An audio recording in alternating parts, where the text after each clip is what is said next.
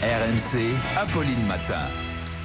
Et notre débat ce matin, faut-il oui ou non boycotter la Coupe du Monde au Qatar? Bonjour Nicolas Kismartov. Bonjour. Vous êtes journaliste à SoFoot, vous vous intéressez particulièrement à cette question-là. Je ne vais pas tourner autour du pot. Il y a eu 6500 morts qui sont morts dans la construction des stades au Qatar. On a presque l'impression qu'on revient au temps des pyramides et des esclaves qui mouraient en fabriquant les pyramides. Est-ce que vous estimez qu'il faut la boycotter, cette Coupe du Monde? Moi, je pense qu'on est arrivé à un seuil, c'est-à-dire qu'on a franchi une ligne rouge. On ne peut pas organiser une Coupe du Monde, oui, pour laquelle autant de personnes sont décédées sur les stades et l'ensemble des infrastructures qui vont autour, d'ailleurs réclamées par la FIFA.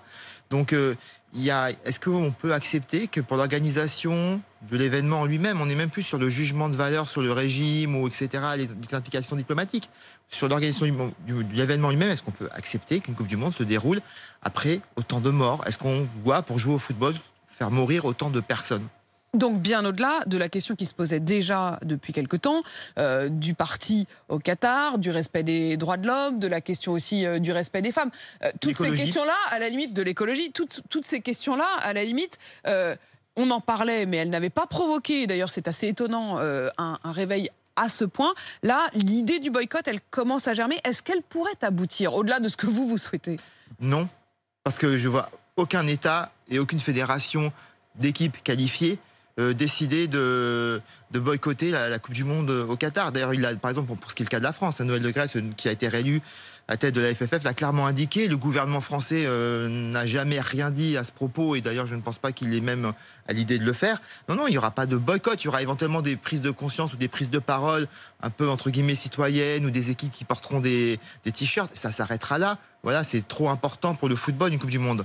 La Norvège, l'Allemagne, qui ont fait des actions symboliques, les Pays-Bas, ils n'iront pas eux-mêmes jusqu'à ce point-là? Ils ont fait des actions symboliques pour demander une prise en compte des droits humains, ce qui est par exemple la prise de position d'une grande partie des ONG comme Amnesty International, faire pression sur la FIFA pour lui demander qu'elle soit un peu plus exigeante, ce dont fondamentalement il se fout, mais qu'elle soit un peu plus exigeante pour ce qui se passe au Qatar. Mais la question de savoir, est-ce que nous, en tant que footballeurs, fédération, et je ne parle même pas des gouvernements, nous pouvons accepter ou nous devons laisser aller nos sélections là-bas, je ne vois pas une demi-seconde se produire cet événement, sauf si éventuellement d'autres paramètres comme une crise géopolitique dans le coin se produisent. Et au-delà des responsables, dont on sent effectivement, comme vous le dites, qu'il y a une forme au minimum de malaise, voire même d'hypocrisie, si les joueurs eux-mêmes s'en emparent. Je pense au cas de, par exemple, Antoine Griezmann qui avait renoncé à des sponsors parce qu'il voulait dénoncer le sort des Ouïghours.